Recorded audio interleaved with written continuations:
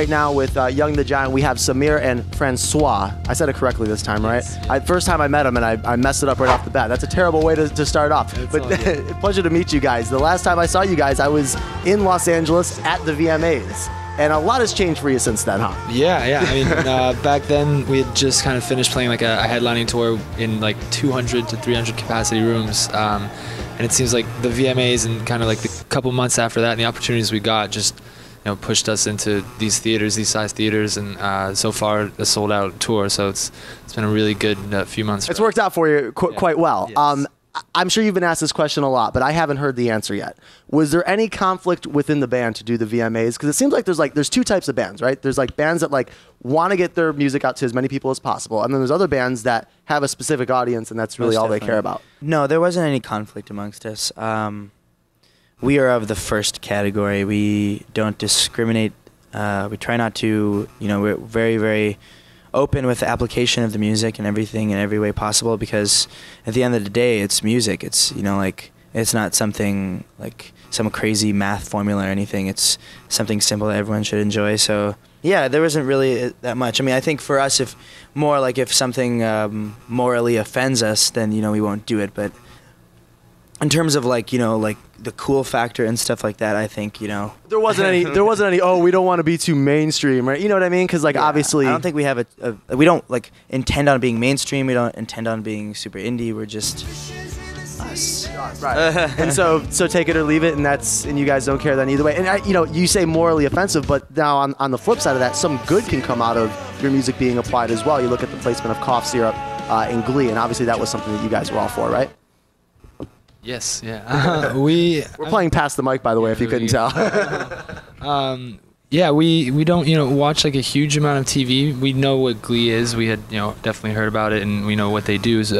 We were a little bit confused at first that they would choose one of our songs, but then we received the treatment and saw that it was dealing with subject that is not necessarily like close to home, but something super important for us. We're like really big on education and stuff, and bullying obviously takes its toll on like the psyche, as far as education is concerned.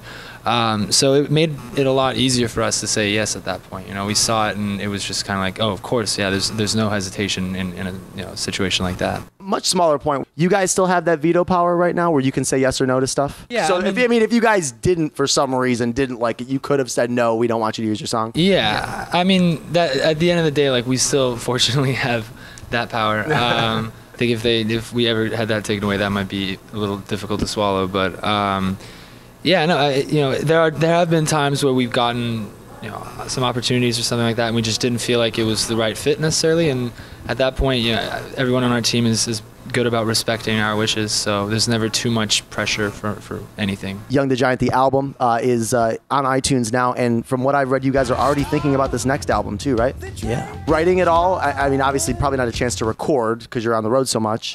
We had actually like 3 months off before this tour. We needed a break. We've been on the road for like almost 2 years straight, with little tiny breaks here and there, but we wanted something substantial. So we lived together in East LA, and we actually did some demoing and stuff. We did as much writing as possible, and we're now playing 3 of the songs that kind of got to the point where we felt comfortable bringing them out in front of a live audience. So we have like basic demos and stuff, and certain songs are kind of in varying degrees of completion, but we're pretty happy with where it's going right now. And it's funny because for some people it's like, oh, this record was released fairly recently, but for us, some of these songs we've been playing since we were like 18 years old. So it's like, so naturally you get a little sick of playing. I mean, you want to, not even so much of it, you want to play some new stuff and evolve. Exactly, yeah. And I think it's nice because we have such great fans that really have been able to follow us in everything that we've done so far, and it's been like a really positive reception so far. So it's got to be fun. Not only are you playing these larger venues, but now you're playing you're debuting songs to these larger audiences. That's got to be something on stage, huh? It's a lot of fun. There's a certain energy that is very difficult to replicate when you're playing something that you're still a little bit unsure about. Like, it hasn't kind of become muscle memory, which is what some of the other songs have.